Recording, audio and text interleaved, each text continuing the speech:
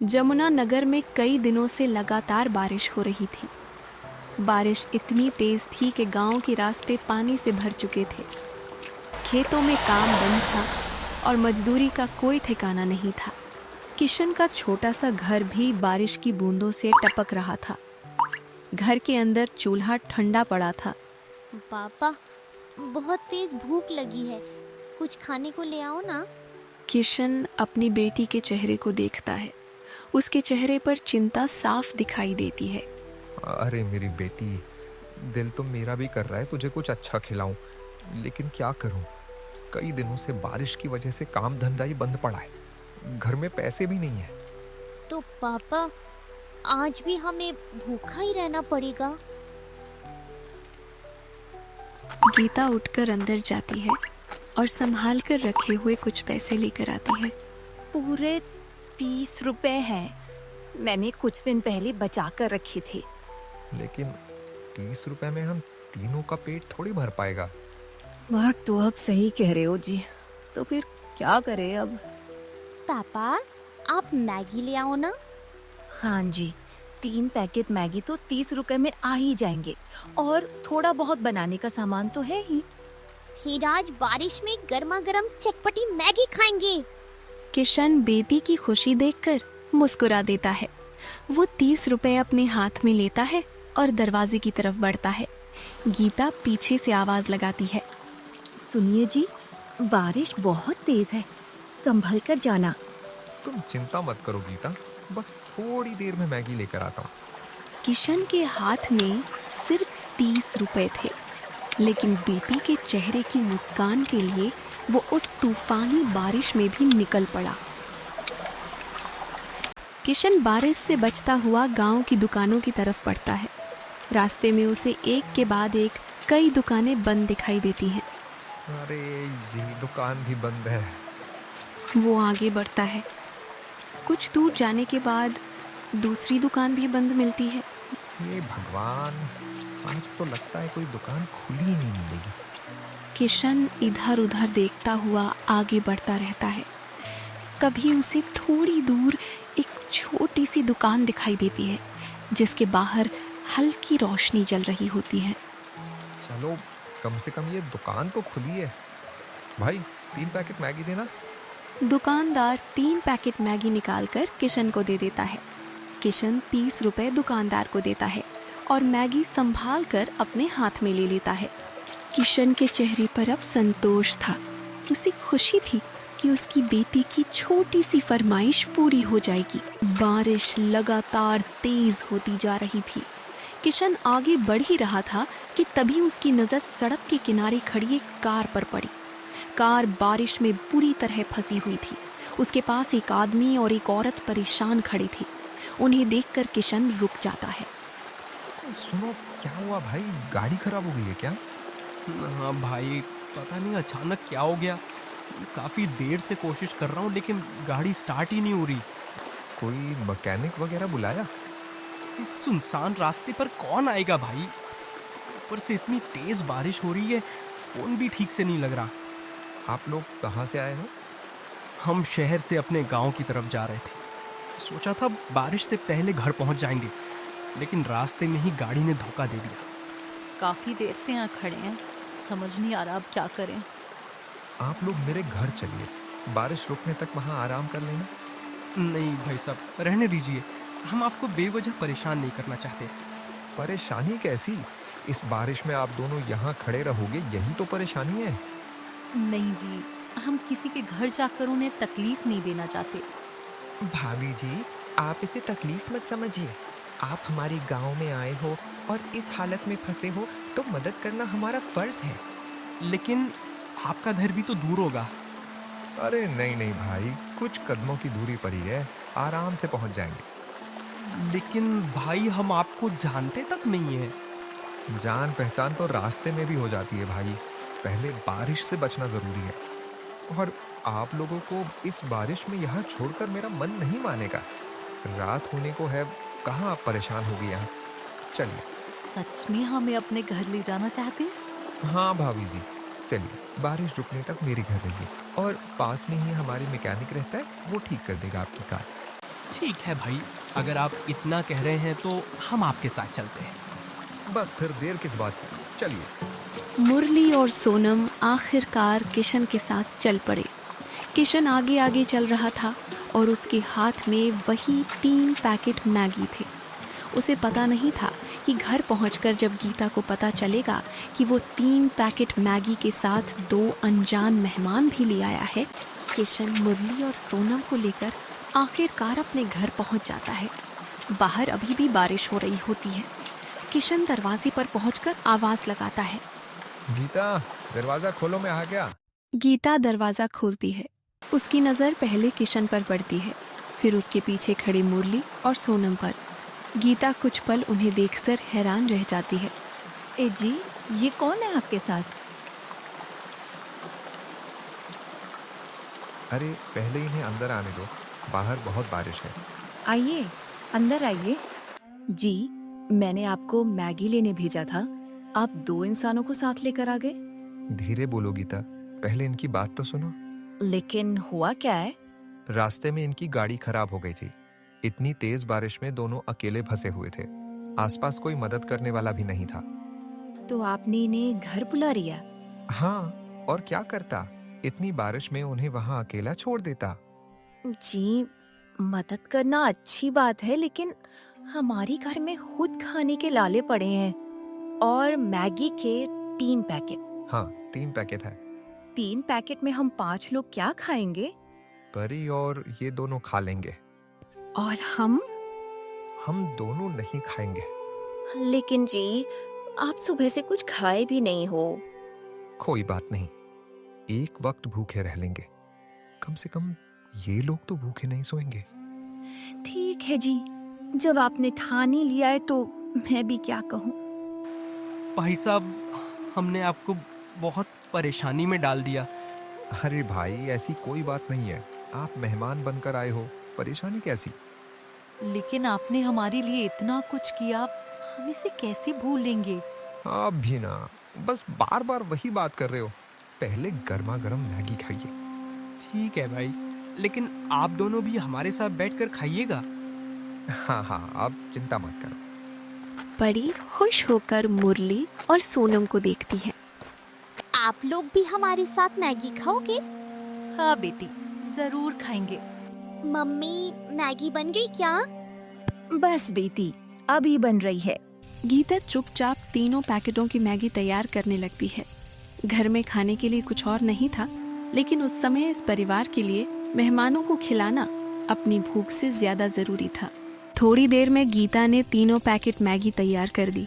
बातचीत के दौरान दोनों परिवारों को एक दूसरे के नाम भी पता चल गए। उस आदमी का नाम मुरली, उसकी पत्नी सोनम और किशन की पत्नी गीता व बेटी परी। लीजिए, गर्मा गर्म मैगी है, आप दोनों भी खाइए। और परी तो भी शुरू कर दे, ठंडी हो जाएगी तो मजा नहीं आएगा। किशन भाई, आप दोनों भी बैठिए, हम अकेले कैसे खाएंगे। आप लोग खाइए, हमें भूख नहीं है। पहले आपका पेट भरना जरूरी है, हम तो बाद में भी खा लेंगे। ऐसा कैसे हो सकता है? आप दोनों ने भी तो कुछ नहीं खाया होगा। आप लोग चिंता मत करो, हमें सच में भूख नहीं है। मुरली और सोनम एक दूसरे की तरफ देखते हैं। मुझे लग रहा है आप हमसे कुछ छिपा रहे हो। किशन कुछ नहीं बोलता। गीता भी चुप हो जाती है। भाभी, सच बताइए, घर में और कुछ खाने को है क्या? अगर नहीं है तो हम अकेले नहीं खाएंगे। गीता थोड़ी देर चुप रहती है और फिर उनकी मजबूरी समझते हुए सच बता देती है। सच कहीं तो आज घर में यही 3 पैकेट थे। परी को भूख लगी थी, इसलिए परी के पापा लेकर आए थे। लेकिन आप दोनों मुसीबत में मिले तो हमने सोचा पहले आपको खिला दें। तो फिर हम भी अकेले नहीं खाएंगे। तीनों पैकेट हम सब मिल बांट कर खा लेते हैं, थोड़ा थोड़ा सबको मिल जाएगा। ठीक है भाई, जैसा आप कह रहे हो, आज सब साथ बैठकर ही खाते हैं। पांचों ने मिलकर मैगी बांट ली।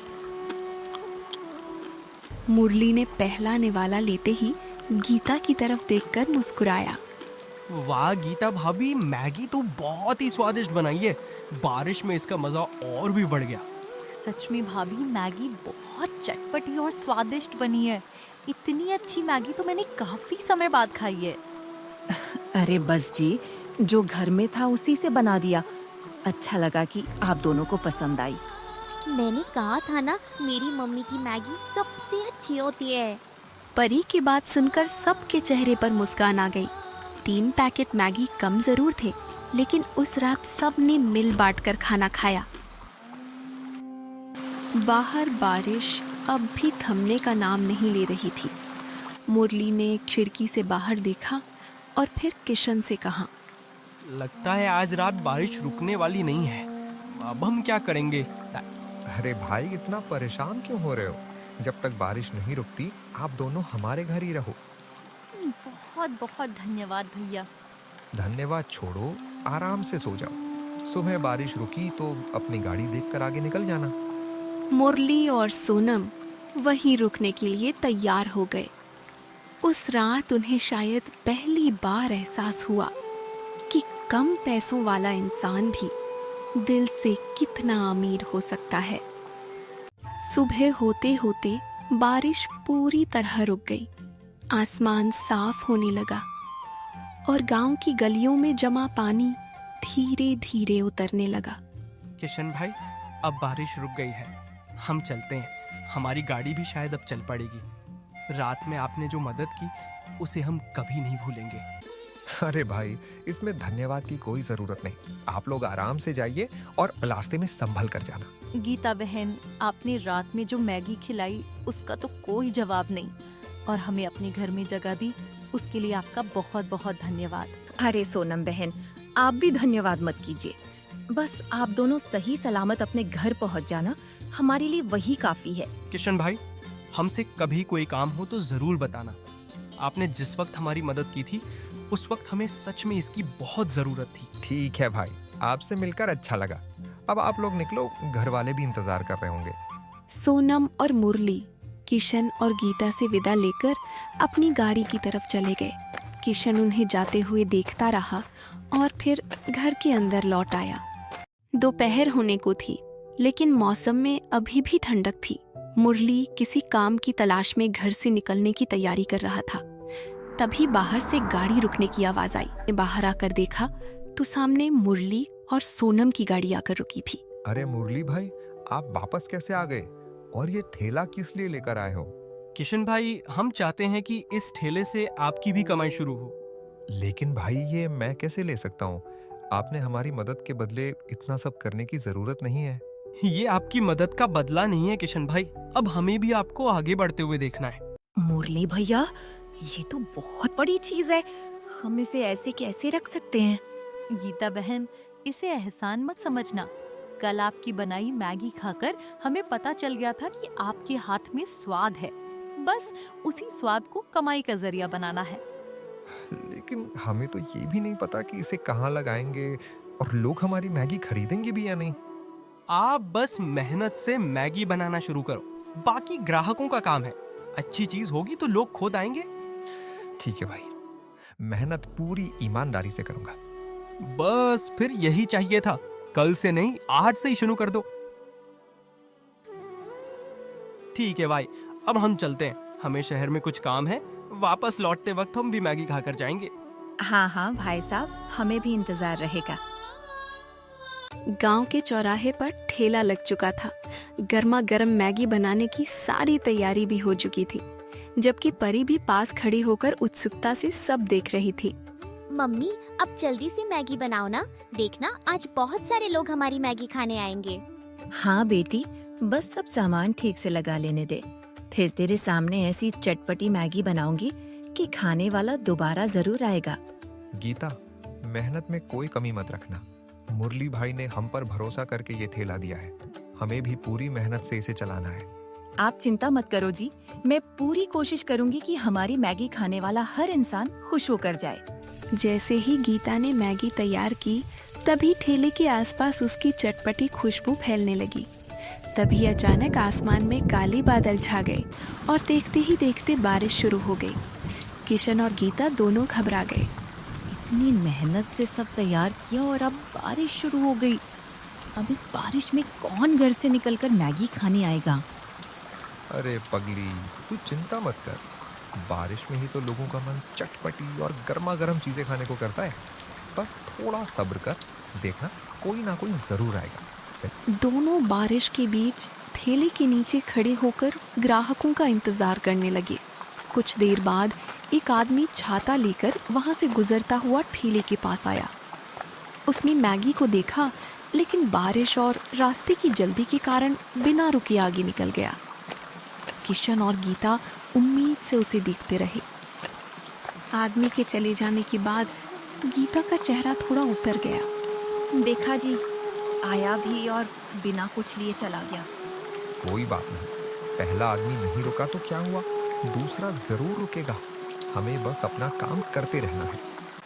काफी देर तक दोनों बारिश में खड़े रहे। फिर एक और आदमी ठेले के पास आकर रुक गया।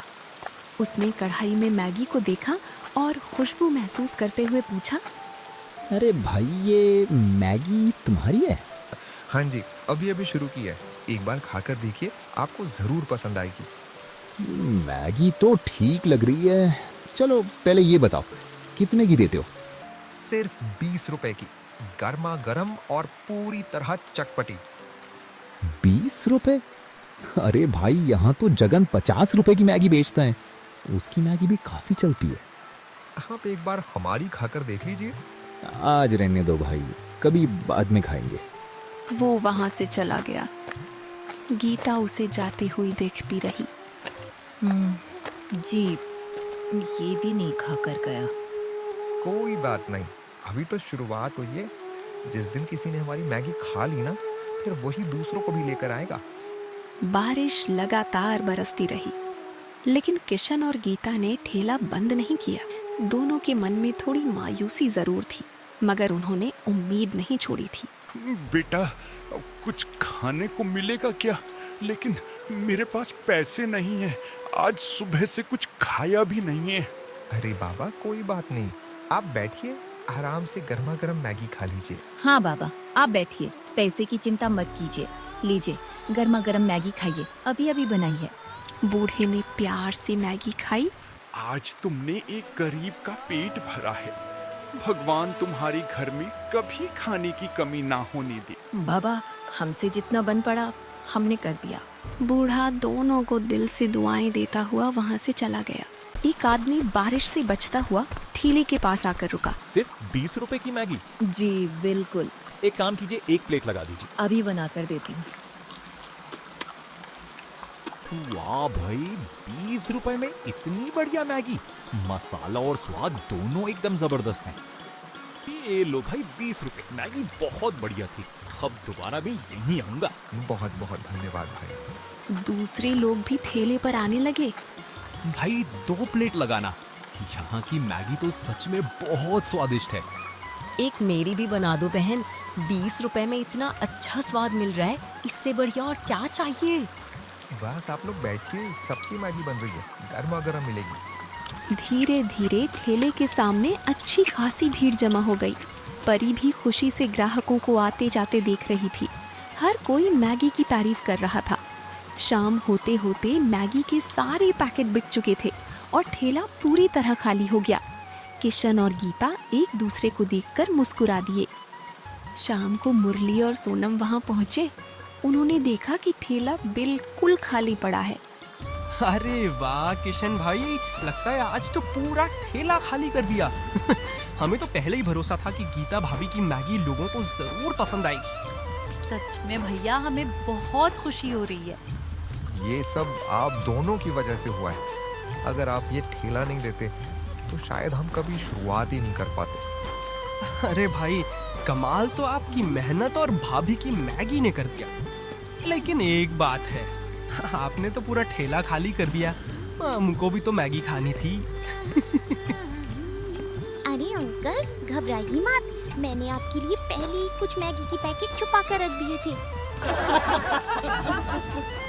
नेकी कभी बेकार नहीं जाती, उसका फल किसी न किसी रूप में जरूर मिलता है।